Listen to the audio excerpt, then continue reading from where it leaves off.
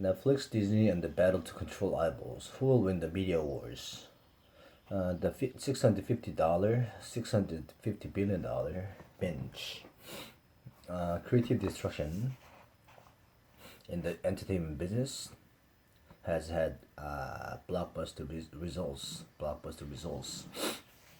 America has seen some spectacular booms. Think of the railways in the 1860s, Detroit's car industry in the 1940s, or the fracking frenzy in this century. Today, the latest bonanza is in full swing, but instead of steel and sand, it involves scripts, sounds, screens, and celebrities. This week, Disney launched a streaming service that offers Star Wars and many hits and other hits from its vast catalog for $6.99 per month. A month, less than the cost of a DVD. As the business model pioneered by Netflix is copied by dozens of rivals, over 700 million subscribers are now streaming video across the planet. Roughly as much cash, over $100 billion this year, is being invested in content as it is in America's oil industry. In total, the entertainment business has spent at least $650 billion on acquisitions and programming in the last 5 years. In the past 5 years, this binge is the culmination of 20 years of creative destruction. New technologies and ideas have shaken up. Music, gaming, and now television. Today, many people associate economic change as deteriorating living standards, job losses, being ripped off, or living under virtual monopolies in search and social networks.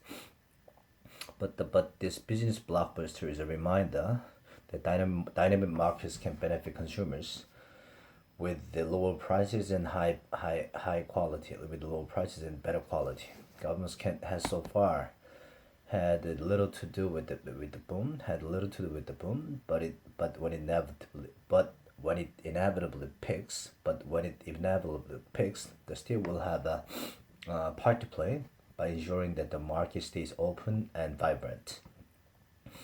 The entertainment business is fast moving by its very nature. It has few tangible assets. It relies on technology to distribute its wares, and its customers crave novelty. The emergence of sound in the 1920s cemented Hollywood as the center of the global film industry.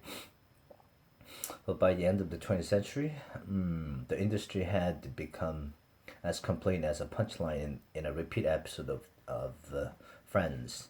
It relied on old technologies, arguing analog broadcasting, slow internet connection, and the storage of sounds in sites on feedless CDs or DVDs or hard drives. And the commercial approach was to rip off customers by overcharging for stale content packaged into oversized bundles. The first shuttle came in music in 1999 with internet services, soon putting established music firms like EMI and Sony Warner Music under pressure. In television, Netflix broke the mold in 2017 by using broadband connections to sell video subscriptions, undercutting the cable farms. When the smartphone took off, it tailored the service to handheld devices. The firm has acted as a catalyst for competition, forcing the old guard to slash prices and innovate, and sucking in new contenders. The boom has seen star writers paid as if they were Wall Street titans, sent rents for Hollywood studios a lot into the stratosphere, and overtaken the 20th century media barn, including Rupert Murdoch, who sold much of his empire to Disney in March.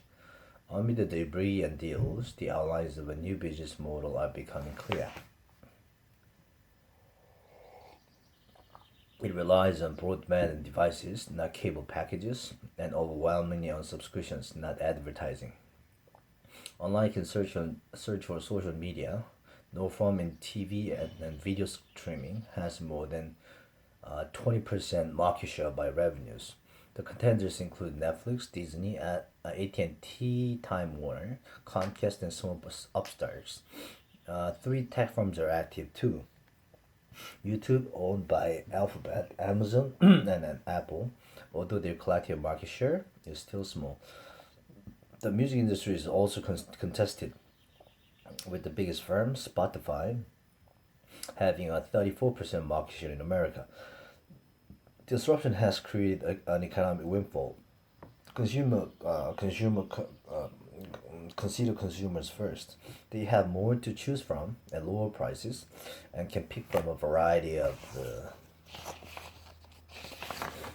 streaming services that cost less than $50 each, compared with $80 or more for a cable bundle. Last year, 496 new shows were made, double the number in 2010. Quality has also risen, judged by the crop of Oscar and Emmy nominations for streamed shows, and by the rising diversity of storytelling. Workers have done reasonably.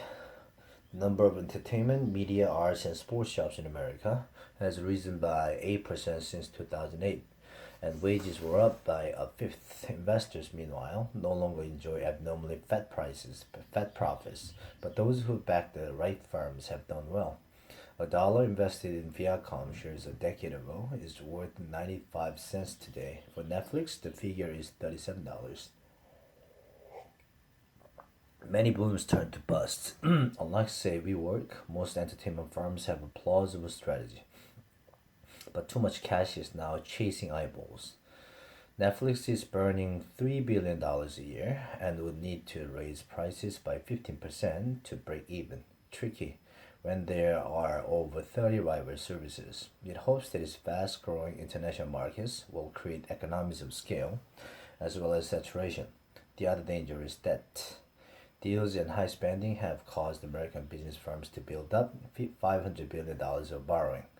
When the shakeout comes, history offers two dispiriting examples of how a consumer-friendly boom can turn into a stitch up. Telecoms and airlines in America saw a riot of competition in the 1990s, only to become financially stretched and then reconsolidated